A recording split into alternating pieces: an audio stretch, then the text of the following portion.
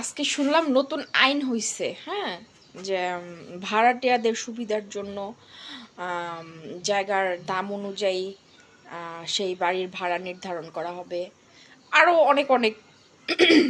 তো আমি কিছু কথা বলতে আসলাম।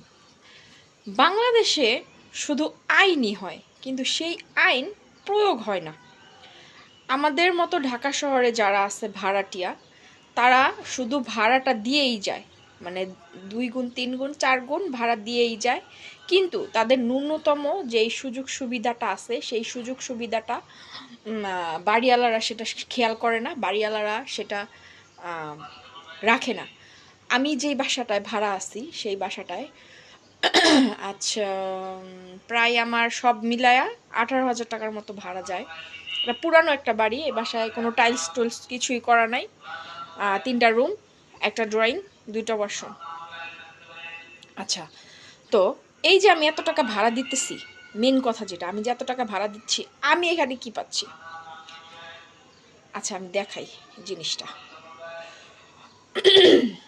এই যে এই যে আমি একটা কি দিয়ে রাখছি এখানে, একটা কাপড় দিয়ে রাখছি, হ্যাঁ, যাতে বাতাস আসলে এই বাতাসে আমার রান্না করার অসুবিধা না হয়। এবার গ্যাস নাই, গ্যাস সিলিন্ডারে চালাই।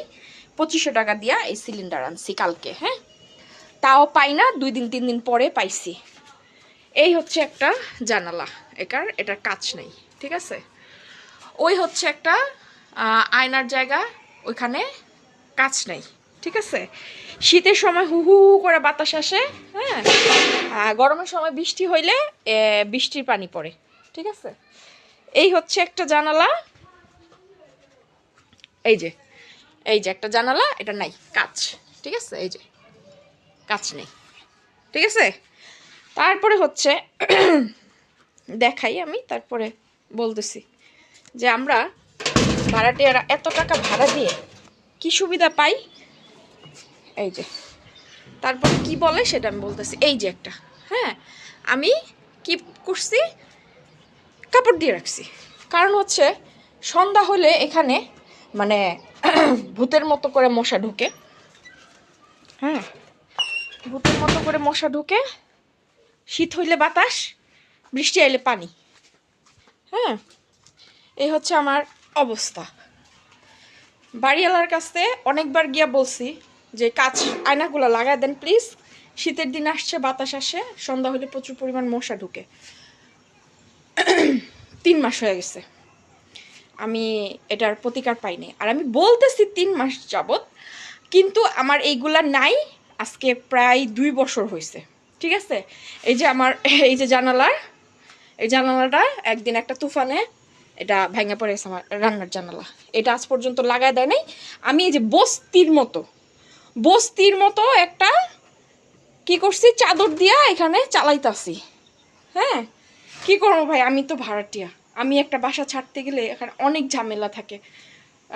মেয়ের স্কুল আছে, তারপর হচ্ছে একটা বাসা ছাড়তে গেলে মনের মতো একটা বাসা পাইতে হয়, তারপর হচ্ছে লেবারের খরচ, তারপর হচ্ছে গুছানো, তারপর এখানে নিয়ে সেটিং করা। আমি অসুস্থ, আমার পায়ে সমস্যা, আমার পক্ষে এত কিছু করা সম্ভব না।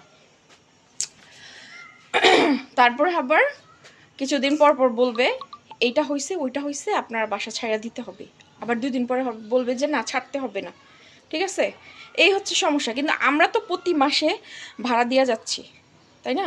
আমরা তো ভাড়া কম দিতেছি না, তাহলে আমরা আমাদের সুযোগ সুবিধাটা পাবো না কেন?